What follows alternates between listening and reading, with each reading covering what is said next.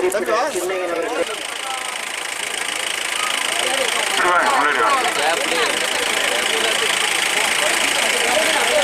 என்னுடைய பணிவான வணக்கத்தை தெரிவித்துக் கொள்கிறேன். செந்தில் பாலாஜி அவர்கள். ஆனா எதிர்கட்சியை பொறுத்த வரைக்கும் கருணாநிதி மவனும் அவருடைய பெரிய மவனும் நேத்து கும்மாங்குத்து குத்திக்கிட்டானுங்களாம். இவன் ரைட்ல விடுறானா, அவன் லெப்ட்ல விடுறானா. கனிமொழி சைட்ல அந்த குடும்ப பிரச்சனையே பெரிய பிரச்சனையா இருக்குது. அதையே தீர்க்க முடியல அவனுங்களால. நாட்டு பிரச்சனையா பார்க்க போறாங்க. இன்னைக்கு அம்மா உடம்பு சரியில்லாத நேரத்துல கூட இன்னைக்கு காவிரி பிரச்சனையை பார்த்தாங்கன்னு அக்கா சொன்னாங்க.